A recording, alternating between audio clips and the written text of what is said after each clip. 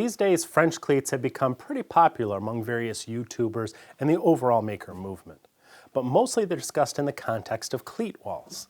This is a big thing online. People put rows of wood strips all over their walls, and they make all sorts of handy tool holders that can be hung on the strips anywhere they want, rearranged. It's a great thing.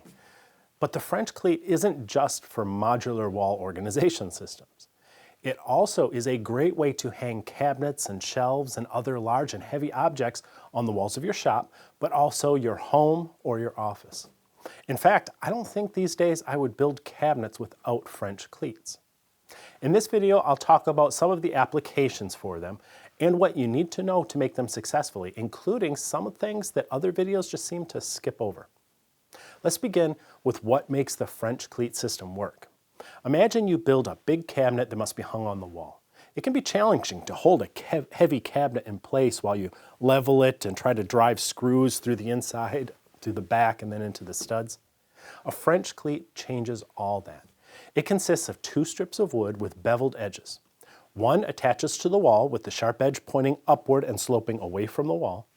And let me tell you, it is far easier to level and screw a simple strip of wood to a wall than a whole big cabinet. The second strip attaches to the back of the cabinet with the sharp edge pointing downward and sloping away from the cabinet. Now, hanging the cabinet is as easy as dropping one strip onto the other.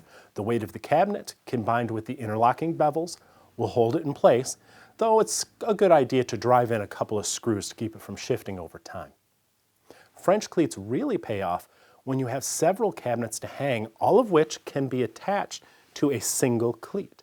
This allows you to slide and shift them around to get them exactly where you want them before you put in some screws to hold them permanently in place. These office cabinets were all attached together into a single unit, so all the face frames could be carefully aligned out on the bench. Then it was carried into the office and hung on a single cleat as if it was a single cabinet. This was much easier than it would have been to mount all of these cabinets individually, align them together, level them, all without French cleats. There are some other things you must consider though. For one thing, the cleat creates a gap between the back of the cabinet and the wall. To keep the cabinet from tipping forward, you have to add a second non-beveled strip near the bottom. This is usually attached right to the back of the cabinet itself, but you could attach it to the wall if you like. Another way to deal with this problem is to cut notches in the side panels of the cabinet when you build them, so you may mount them fully in contact with the wall. In this case, it made it possible to use the wall itself as my cabinet's back. Note how the notch is wider than the wall cleat, so there's room for the bevels to come together as the cabinet drops in place. The second issue concerns that gap as well. It just doesn't look great from the side. Even the cutout version isn't something you'd want to see in a nice kitchen. This is usually solved by adding a cover panel to the last cabinet in the row, covering up that gap. But it may also be dealt with during the cabinet construction. For example, if you only have one cabinet to hang, the cleat can be mounted flush with the back edges, hidden inside the cabinet. The mating one on the wall can be slightly narrower than the full width of the cabinet, so it will fit between the side panels and be invisible from the outside. If you plan to hang multiple cabinets on a single cleat, you might just make the side panel of the last cabinet in the row 3/4 of an inch wider than the rest of the side panels and let it cover that wall cleat. Now let's talk about the cleats themselves. I recommend 3/4 inch plywood. You can make your cleats from solid wood, such as dimensional pine from the home center, but grain orientation can weaken the sharp edges and one may split under a heavy load. Plywood eliminates that grain concern.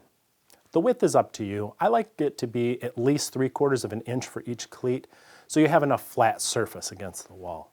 And always screw them to studs. You never know how much weight is going to be in that cabinet someday. You may rip and then bevel all your strips individually, but you can save some cuts by cutting two strips at once. Let's say you have a 6-inch wide board and you want to make two strips from it, one for the cabinet and the other for the wall. You can tilt your blade to about 45 degrees and rip right down the middle, but finding the middle isn't as simple as dividing the width of your board in half, 6 inches down to 3 inches, and setting your fence there. You have to account for the angle to cut. So here's a trick for ripping a bevel down the center of any board. Take the width of the board, in this case 6 inches, and subtract half its width and half its thickness. Half the width is 3 inches. Half the thickness is 3/8. So I set my table saw fence to 2 5/8 and I rip my board right down the center. Cleat walls are great. I may even build one in a future video. But don't forget how French cleats may be a useful solution to many other challenging situations. See you next time. Ridge carbide is the best kept secret in woodworking. I kid you not, their saw blades are second to none, both in quality and performance, and they're less expensive than the other ultra premium brands. Do yourself a favor, use the link and the discount code below this video. You will never go back to cheap blades again. Wait, don't go yet. If you're new here, please subscribe and remember to ring the bell. I would really appreciate that. Give us a thumbs up, or better yet, leave us a comment. I always read them. And be sure to check out the latest issue of Stumpy Nubs Woodworking Journal. It's always packed with tips, tricks, and tutorials designed to make you a better woodworker.